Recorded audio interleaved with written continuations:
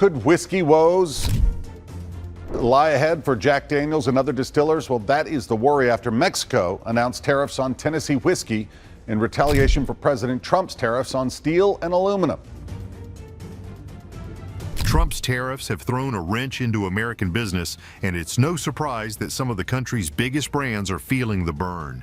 Jack Daniels, a whiskey staple, is facing a massive drop in exports, while Coca-Cola is scrambling to adjust to skyrocketing production costs. Spirit business insiders say big names like Jack Daniels, which of course is headquartered here in Middle Tennessee, could take a serious hit. Coca-Cola CEO says it may ramp up use of plastic bottles and raise prices due to President Trump's 25% tariff on aluminum imports. These tariffs were supposed to protect U.S. industries, but for these companies, they're causing more harm than good. And even those few things we do need to source from other countries, we have to take it in the round of all the other business factors that are out there. You know, if you just look at the something we may buy like aluminum for the US, we got to look at not just what's the tariff, but what's the movement in the commodity price, what's the movement in the hedging, what's the movement in the forex. Now legal battles are heating up as both brands fight back. Will Jack Daniels and Coca-Cola survive the economic fallout from Trump's trade wars? And what does this mean for American businesses in the long run? President Trump's tariffs were supposed to protect American industries, but for companies like Jack Daniels, they've proven to be a nightmare. The tariffs, initially aimed at securing American interests, have inadvertently disrupted Brown-Forman, the parent company of the iconic whiskey brand, and sent ripples across the global market. In response to President Trump's tariffs, Jack Daniels' parent company, Brown-Forman, has found itself in a difficult position. As one of the most recognized whiskey brands in the world, Jack Daniels has long been a symbol of American craftsmanship. But the 25% tariff imposed on American whiskey by the European Union and other countries has shaken the brand's global market presence. The tariffs were a direct retaliation for the tariffs on steel and aluminum that President Trump imposed in 2025. While Trump argued that these tariffs were designed to protect U.S. manufacturing, for Jack Daniels they became a roadblock to growth and profitability in some of its key international markets. Countries like the UK, France, and Germany, major consumers of American whiskey, slapped hefty tariffs on products imported from the U.S. These measures not only made Jack Daniels more expensive, but also created a hostile environment for U.S. exports in general. The result? A sharp reduction in sales abroad, particularly in the European market. What was once a thriving international revenue stream now faced a dramatic slowdown. Jack Daniels was forced to reevaluate its strategy for global expansion and marketing. The tariffs were harming more than just the bottom line. They were undermining the brand's decades of effort to establish a solid foothold in foreign markets. Faced with this challenge, Brown-Forman didn't take the hit quietly. The company went into damage control mode, adjusting its forecasts, cutting costs, and reworking its global strategy. Internally, they slashed their growth projections for 2025, a year that was once expected to mark international expansion. Suddenly, that outlook turned into a game of survival.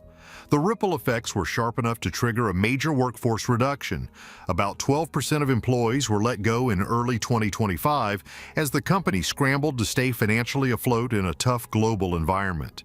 But the economic blow wasn't just about tariffs on whiskey, it went deeper. Tariffs on steel and aluminum made packaging more expensive. Materials that once slipped quietly into the cost of doing business suddenly became price-hiking villains. With costs soaring, Brown-Forman had a choice: raise prices and risk losing loyal customers, or swallow the losses and tighten everything else. Neither was ideal. It was a tough call that hit both profit margins and brand momentum. To make matters worse, countries like Canada didn't just respond with tariffs, they pulled Jack Daniels and other American-made liquors off shelves entirely in some provinces. Bottles of Kentucky bourbon and Tennessee whiskey are whisked from BC store shelves days before the U.S. tariffs hit. That's not just a slowdown in sales. That's a door slammed shut. CEO Lawson Whiting later admitted that kind of retaliation was even worse than a tariff because it left them with zero room to compete.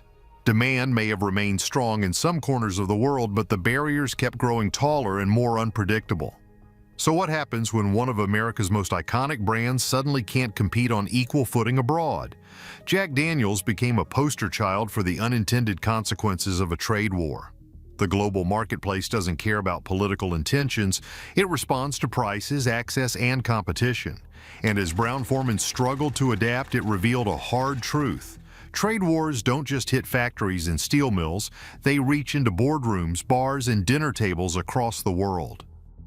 For Jack Daniel's, the question isn't just about recovering, it's about reclaiming lost ground. Can they rebuild their global momentum while these barriers remain in place? Or will the fallout from political decisions keep haunting even America's most legendary exports? They're not alone, though. Across industries, other household names are scrambling to survive in this new economic climate. Take Coca-Cola, for example. This global giant has been through a lot over the years, but 2025 hit different.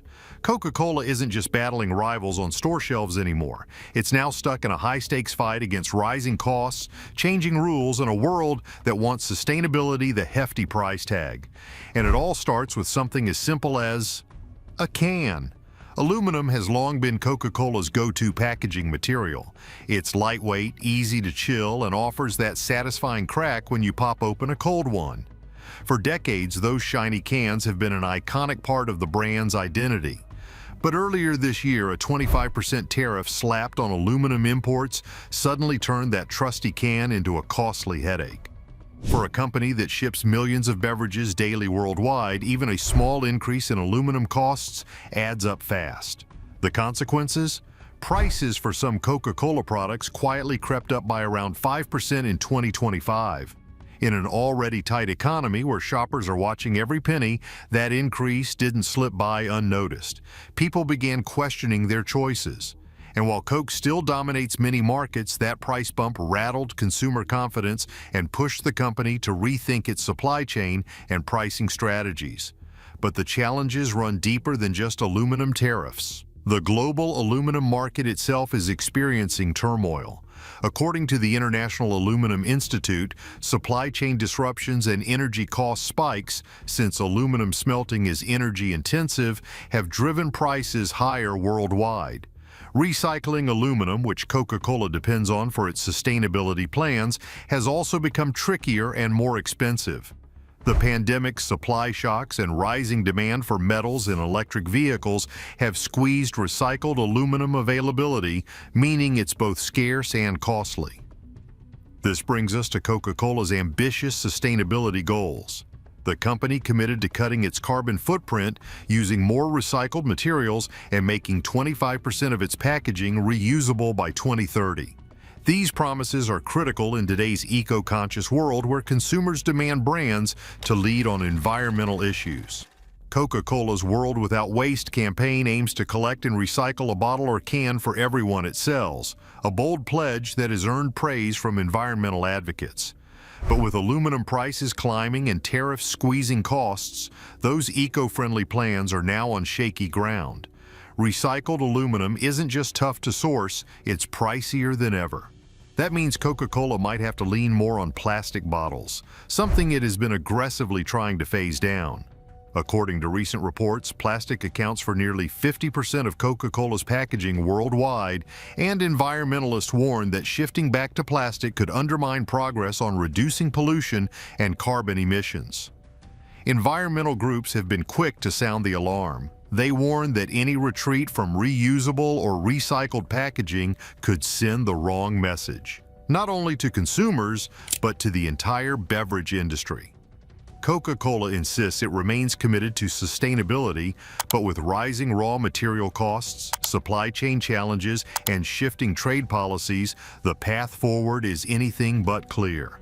Meanwhile, investors are watching closely. Shareholders want to see profits protected, but they also want long-term viability and brand trust maintained. Customers, too, are more informed and vocal than ever, ready to switch brands if they feel their favorite companies aren't holding up their end on the environment. Coca-Cola is walking a tightrope, balancing rising production costs against sustainability promises and shifting consumer expectations. It's a delicate dance between cost, conscience, and customer loyalty. How the company handles this balancing act will shape not only its own future, but could set the tone for the entire beverage industry. But will Coca-Cola find innovative ways to keep its green promises alive despite the price pressures? Or will economic realities force compromises that could slow the global push for sustainability? Only time will tell. But one thing's clear, this is bigger than a single company's packaging dilemma. It's a front-row look at how global policies collide with corporate promises, forcing tough choices in a world that expects both profit and purpose. And it's not just businesses who are feeling the squeeze. What started as a trade tactic quickly turned into an economic domino effect, where the cost of a can reflects a much deeper shift. When President Trump slapped tariffs on imports, it sent shockwaves across the entire U.S. economy. At first, many thought this was a targeted move to protect certain industries, but the truth is far more complicated. These tariffs have rippled through dozens of sectors, changing the way American products compete on the global stage and hitting everyday people where it hurts most. The real issue is that the U.S. economy thrives on exports. Every year, American businesses ship billions of dollars worth of goods worldwide, from farm fields to factory floors. But when tariffs make those goods more expensive, buyers overseas don't hesitate. They simply turn to other suppliers. Suddenly, American-made products aren't as attractive, and U.S. companies find themselves losing ground in markets they once dominated. Take manufacturing, for example. Factories that once buzzed with steady orders began to slow down as retaliatory tariffs kicked in from trade partners like China, Canada, and the European Union. These countries hit back with their own taxes on U.S. exports, making it a lot harder for American companies to stay competitive. The Associated Press reported that many manufacturers have faced shrinking profits and uncertainty, with some forced to cut jobs or halt expansions. And it's not just factories feeling the squeeze. American farmers have been caught in the crossfire in a big way. Crops like soybeans and corn, which are crucial for export markets, especially China, have seen prices tumble. Since China responded with tariffs on U.S. agricultural goods, demand dropped significantly. This pushed farmers into a financial crunch, coming on top of years already toughened by droughts, floods, and other challenges. According to USDA data, the value of U.S. farm exports fell noticeably, intensifying concerns about the future of rural communities dependent on farming income. What makes this story hit home? It's the ripple effect. When farmers earn less, small towns feel it. When factories slow down, workers face layoffs. These aren't distant problems. They affect real families trying to pay their bills and keep their businesses afloat. The tariffs, intended to protect American jobs, have sometimes done the opposite, creating new hurdles instead of helping clear the path. Even big names like Jack Daniel's and Coca-Cola have felt these ripples, but beneath the surface, it's the countless smaller companies and family farms that bear the brunt of these economic shocks. So what's the takeaway? Trade policies are complex, and while tariffs aim to strengthen domestic industries, their unintended consequences can ripple far and wide. The U.S. economy is deeply connected to the global market, and when one piece struggles, many others feel the strain. For American workers, farmers, and businesses, the road ahead means navigating these challenges carefully, hoping for a balance that protects jobs without shutting doors abroad. Will America find that balance anytime soon?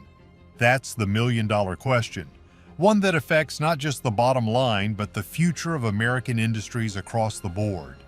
The trade war isn't just some distant policy fight happening behind closed doors in Washington. It's right here, reshaping the way American companies do business. From bourbon in Kentucky to cola cans in Atlanta, the effects of tariffs are being felt everywhere. And for iconic brands like Jack Daniel's and Coca-Cola, the stakes have never been higher. Let's talk about the uncertainty first. Companies like Brown-Forman, the parent company of Jack Daniel's and Coca-Cola, aren't just crossing their fingers and hoping things smooth over. They've taken their fight to court, challenging the tariffs that are squeezing their margins and forcing them to rethink the way they operate. But while the lawsuits move slowly through the system, time isn't exactly on their side. Every delay means more cost increases, more pressure from investors, and more risk of losing ground in global markets. What do you do when the rules of the game keep changing? For some, the answer has been to move production elsewhere. Others are redrawing their supply chains, trimming operations, or adjusting their business models altogether. It's survival mode, plain and simple. Jack Daniel's, for example, has seen its European market take a hit as retaliatory tariffs make U.S. whiskey more expensive abroad. That's not just bad news for the company, it's a blow to local workers in small towns that rely on whiskey exports to keep their economies going. And Coca-Cola, their battle runs deeper than just soda. The aluminum tariffs have driven up costs on the very cans that hold their product. It's not just about price tags anymore. It's about balancing consumer expectations, sustainability goals, and rising operational costs all at once. That delicate balance is hard to maintain when the cost of simply doing business keeps climbing. The next few years could completely reshape U.S. trade policy. Will Trump's strategy of aggressive tariffs pay off in the long run? Or will it end up hurting the very businesses it was meant to protect? So far, the verdict is still out. While some sectors have gained breathing room, others are stuck gasping for air. It's not just companies watching closely. Consumers are starting to feel the pinch too. When your favorite bottle of bourbon suddenly costs more, or when a simple can of soda comes with a few extra cents on the price tag, those decisions echo across dinner tables and grocery aisles. And as the 2024 election season fuels debates around trade, manufacturing, and the economy, tariffs are once again becoming a political lightning rod. So can the U.S. economy bounce back from these trade wars? Or are we setting ourselves up for a long-term challenge that's far bigger than we realize? One thing's for sure, this isn't just about Jack Daniel's or Coca-Cola, it's about the ripple effect of policies that started with good intentions but now have entire industries on edge. With legal battles dragging on, costs rising, and uncertainty hanging in the air, American businesses are walking a tightrope. Whether they find a way to stay balanced or fall off entirely could define the next era of American trade. So what do you think? Are these tariffs helping or hurting American businesses? Should companies stick to sustainability even when it costs more? Drop your thoughts in the comments, and don't forget to like the video, subscribe for more real stories behind the headlines, and hit the bell so you never miss an update. Thanks for watching. We'll see you in the next one.